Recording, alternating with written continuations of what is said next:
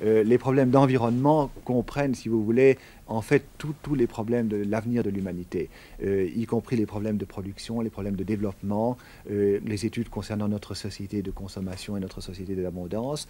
Et de ce côté-là, je suis persuadé que, malheureusement, en un certain sens, nous faisons totalement fausse route. Et si on ne s'en rend pas compte suffisamment tôt, on arrivera à la catastrophe. Je suis quand même assez averti du fait que si on détruit la mer par la pollution, ça sera une catastrophe pour toute l'humanité.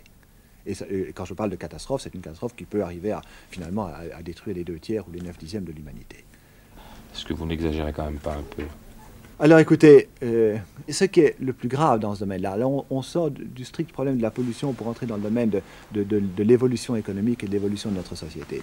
Vous remarquez que pour tout, on est systématiquement dans notre société d'abondance, si je ne parle pas des pays sous-développés d'Afrique ou d'Asie, etc. Mais dans notre société, on est partout sur une voie asymptotique. On se développe de plus en plus, on produit de plus en plus, on achète de plus en plus, on transporte de plus en plus. Eh bien, dites-vous une chose aussi, c'est qu'à plus ou moins brève échéance, la totalité de la production humaine devient déchet et donc devient pollution. N'est-ce pas? Alors, imaginez que nous soyons en train de monter sur cette courbe. Qu'est-ce qui va se passer?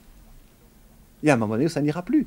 Oui, mais enfin, il y a eu à toutes les époques des gens qui ont poussé des cris d'alarme et chaque fois le progrès a permis de trouver des solutions. Prenez l'exemple de Malthus. Ben voilà, précisément, Malthus l'avait déjà dit. Malthus avait dit déjà à ce moment-là qu'on courait à la catastrophe. Mais il a dit ça à son époque et jamais aujourd'hui l'homme n'a été si bien portant. Pas du tout. Jamais aujourd'hui l'homme n'a été tellement en danger. On peut être très bien portant jusqu'à la veille d'un accident. Si vous roulez en voiture sur l'autoroute, vous êtes en parfaite santé une seconde avant votre accident. Enfin, disons, aujourd'hui, on vit mieux qu'on ne vivait au 19e à l'époque de Malthus. Oui, mais nous vivons mieux, ça c'est un effroyable égoïsme de dire ceci, parce que nous vivons mieux, nous, personnellement, c'est entendu, mais il n'y a pas assez de matières premières, il n'y a pas la possibilité de faire vivre le monde entier, c'est-à-dire les 3,8 milliards que nous sommes sur la Terre maintenant, à ce niveau de vie que nous avons nous-mêmes.